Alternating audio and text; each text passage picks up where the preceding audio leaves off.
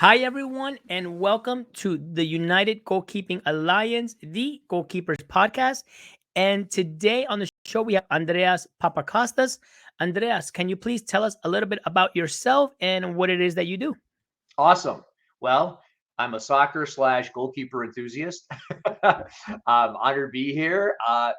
I own a goalkeeper academy. We develop goalkeepers from a very young age and all the way up to helping keepers prepare for the professional level, prepare for the college level, and I'm a host of a podcast, Everything GK podcast, and I'm an educator. I host lots of workshops, just really helping goalkeepers, and coaches in regards to elevating the position for the youth.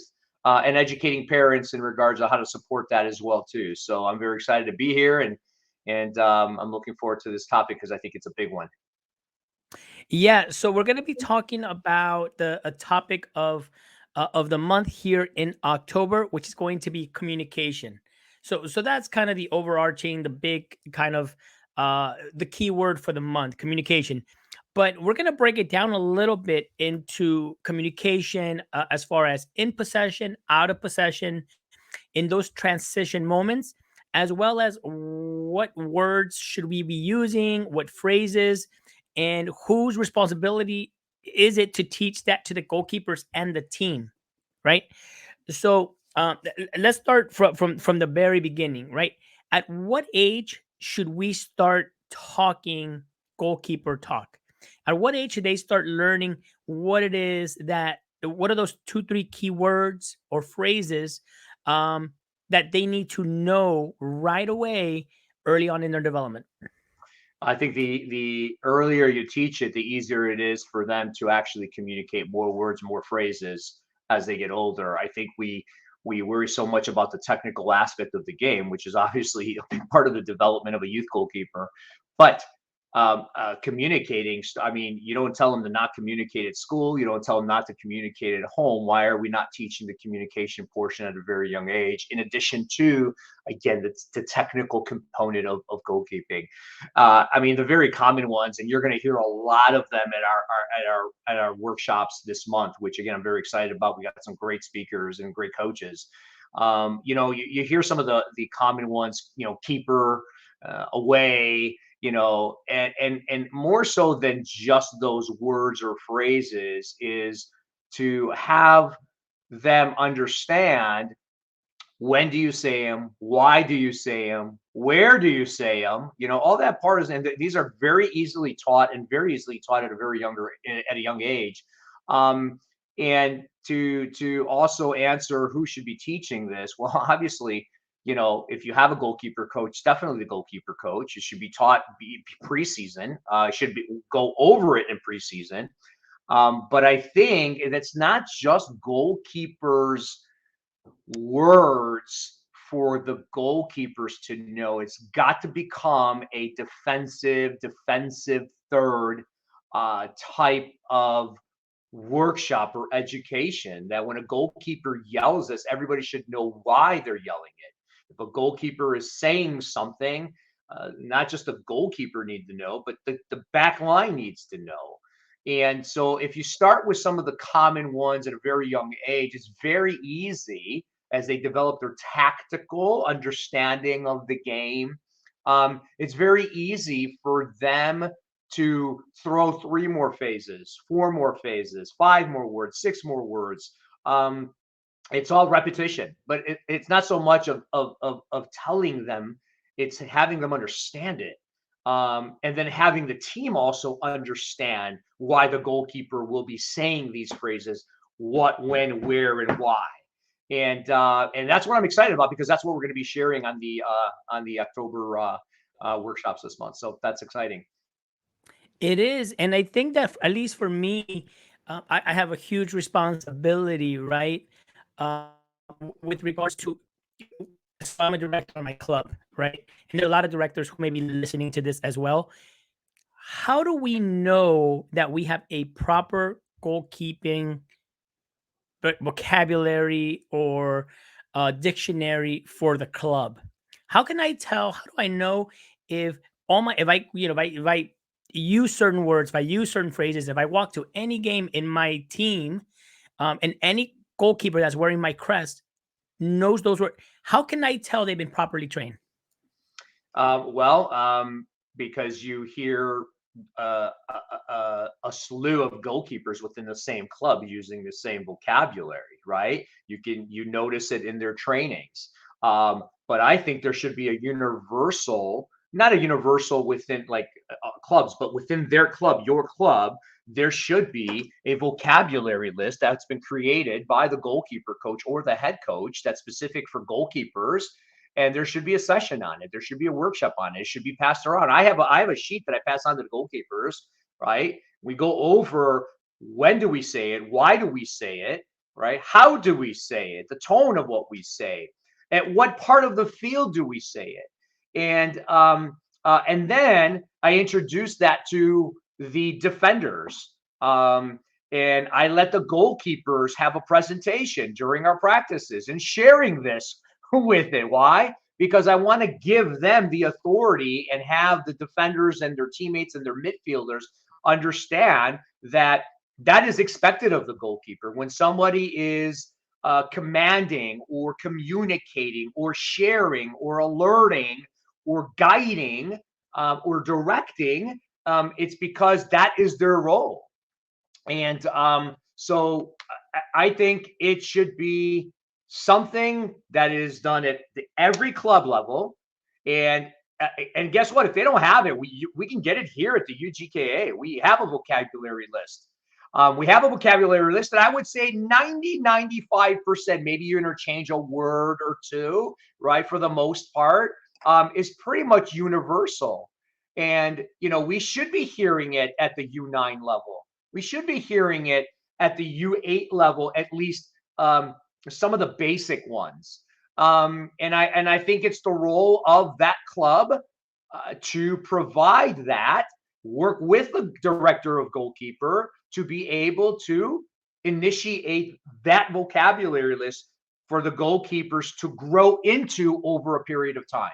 It's not going to happen over, one session, but over a period of time. And I think that's important to their development.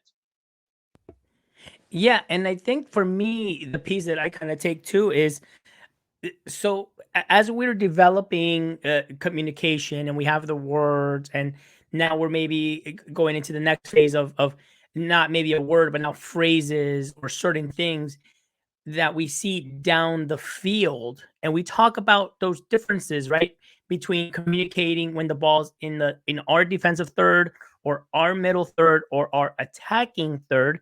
And you also mentioned tone of voice, you know the urgency, maybe how loud I speak or who I say it to, right? I may be saying something tactical that I don't want everybody to know, but I can say it loud enough to my defender where he or she can hear, but I don't say it to the whole field, right? So in that sense, how important is it to figure out those moments of the game and those areas of the field, even as a goalkeeper who in theory, well, I'm only really worried about my defensive third, which is a lie, right? You worry about all the thirds, but in theory you're only worried about your one specific job. So how do you now increase the demand and say you need to learn how to speak when the ball's here, here, and here, while all these things are happening?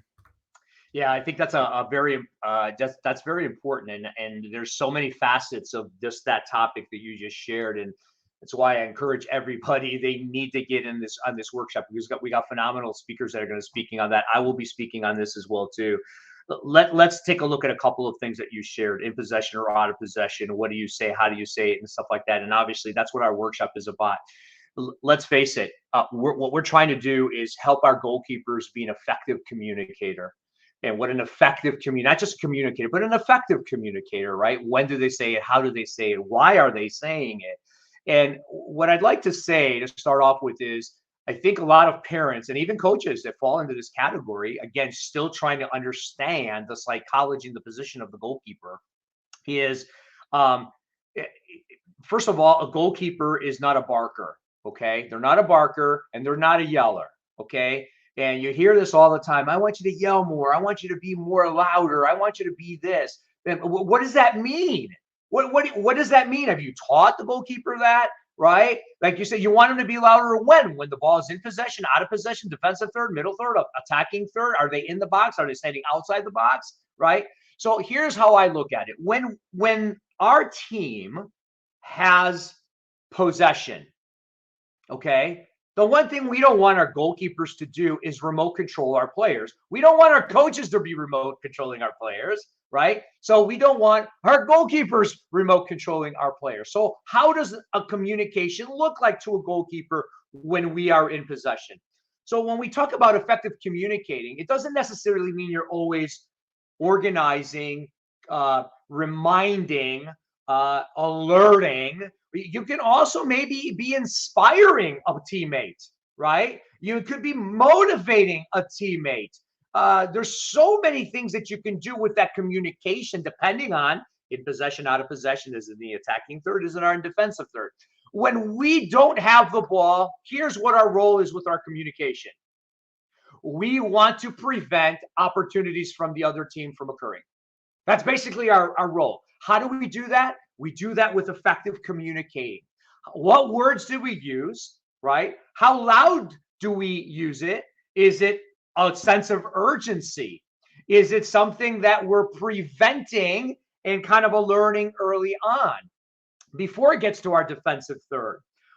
So how do we prevent opportunities? It plays a significant role on this vocabulary. This is why everybody has to be in the same page with the vocabulary. Because if my goalkeeper, if I'm a defender and my goalkeeper's telling me, hey, pinch in, and you're like, why am I pinching in? Like, what does that mean? Pinching in, like that can mean so many different things. I want you to press. Press what? Press towards the. Are we squeezing to the outside? Or are we squeezing to? Why are we pressing? Why? Like, no one should have a question mark when a goalkeeper is trying to organize and communicate from the back. But what we're trying to do when we're out of possession, right, is to prevent opportunities from the other team. When we have in possession, right, we're trying to communicate, perhaps alert. If we lose the ball, here's what it looks like based on what I see right there. How can I quickly organize? How can I quickly alert? How can I quickly remind somebody, right? So the words you're going to use based on where we are out of possession or in possession plays a significant role. But everybody has to be on the same page. And that's really what we're going to go through this month, which I think is a significant importance to the success of the goalkeeper in understanding what to say, when to say it. So here's what I also say. I'm going to change the word just for the sake of the youth, okay, in developing the youth and understanding their mindset, which is different, obviously, than the older goalkeeper's mindset. I'm going to replace the word communication with conversation, okay? And we have two conversations in the game. One conversation is a conversation I'm having in between my two ears. Okay, that keeps me in the game while I'm scanning what input it's telling me to be able to then communicate and have the conversation with my teammates. So the one conversation that I have that communicate is myself. I'm communicating with myself.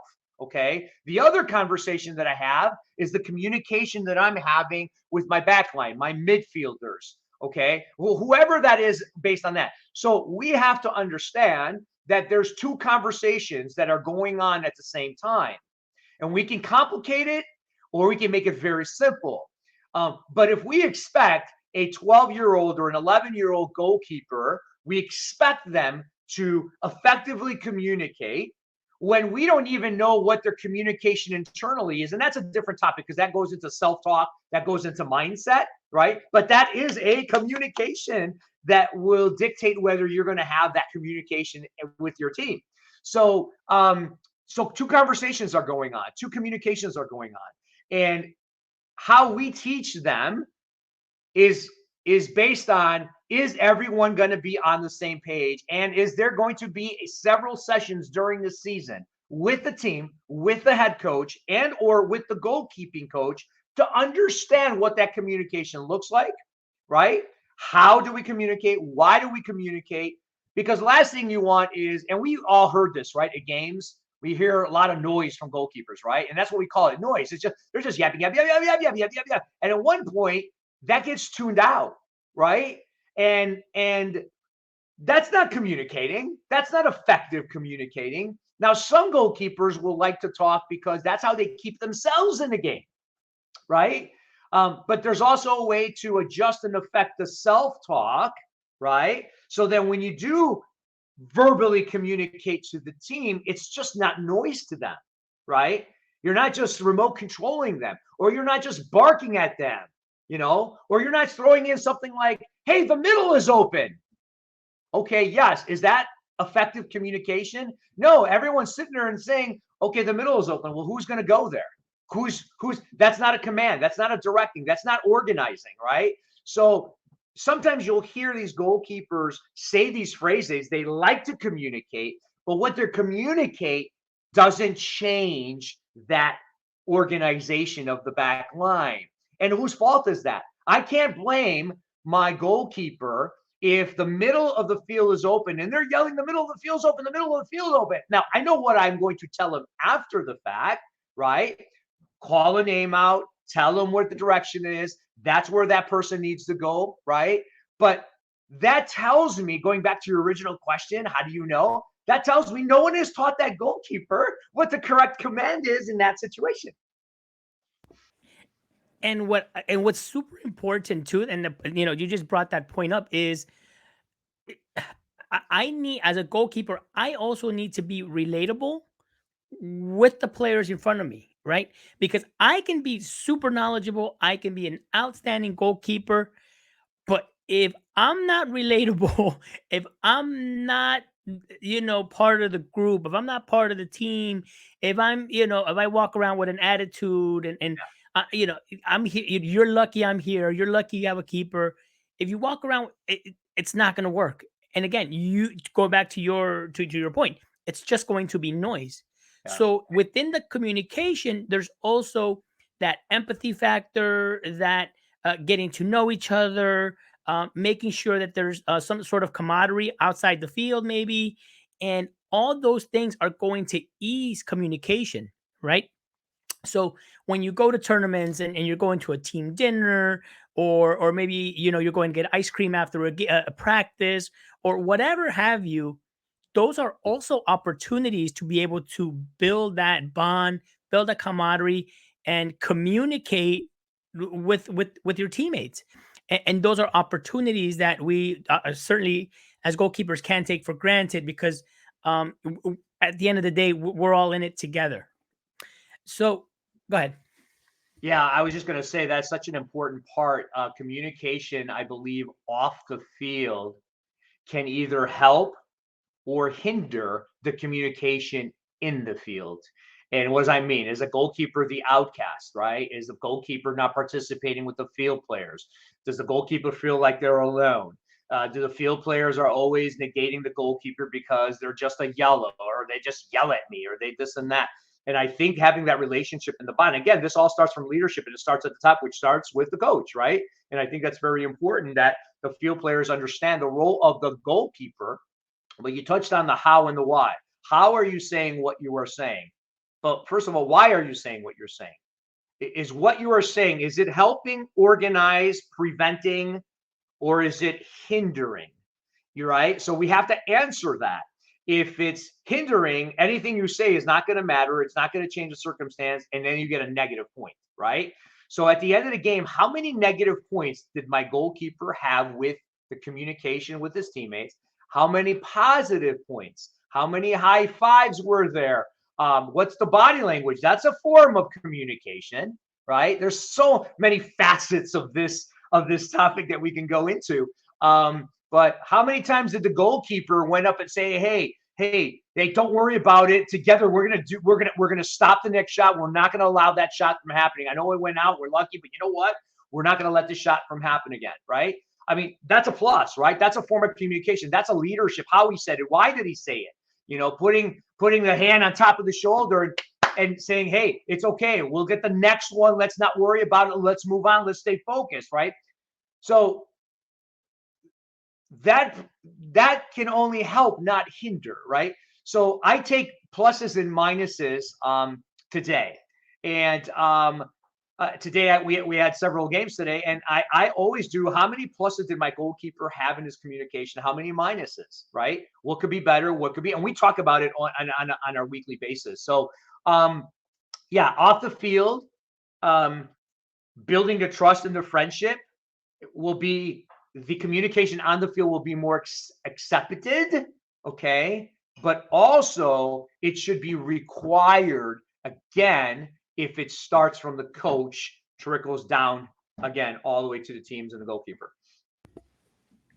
Yeah, and I like what you said. I mean, we can go into this topic and into the weeds, and there's so many different little alleys and avenues we can go into, and we will certainly go into them during the month of October. So we're certainly looking forward to listening to watching and listening to the presentations, the presenters.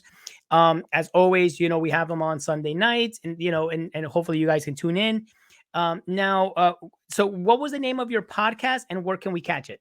Yeah, everything GK podcast. It's really a webcast because we do it Facebook Live. It's on YouTube Live. But again, I haven't taken just the audio part and make it into a podcast, but you can Okay. listen to it. It's everything GK podcast. We have a YouTube channel. We have a Facebook channel. I know we're going to be having UGKA at that podcast as well too. So I'm very excited about it. And it's really about just again educating parents and goalkeepers um, everything related to goalkeeping. Yeah, so if you don't get your fill, of goalkeeping knowledge and information, please make sure you check that out. As always, we have we're really blessed to have quality goalkeepers, trainers, knowledgeable coaches that are always sharing information. So Andreas, just real quick before we wrap this up, anything that we have to look forward to during your presentation here in the month of October? Um, I just think I'm going to expand probably on what we shared about here today. The one thing I just want to tell the parents is that listen, don't expect your kid to do something you would want them to do if they weren't taught to do it. And the same thing with the coaches, right? And we're going to teach you that. We're going to teach what to say and what to say. How many times do we hear, or even when we hear from parents, my girl or my boy is shy, he's not really outspoken, so that's not an excuse. I mean, we're not asking someone to be a barker, right? We're just asking somebody to enhance their job because, that's part of the actual game. So there's a disconnect between what an effective communicator is, right? And what is expected of the goalkeeper, and yet how much has really been taught that. And I think there's a huge gap there. And what we're trying to do with these workshops and these information is we want to shorten the gap so we're all on the same page so we can get the success of that goalkeeper and elevate them into the next level in their age and also in their careers. So but yeah, we're probably going to expand on what we talked about today here.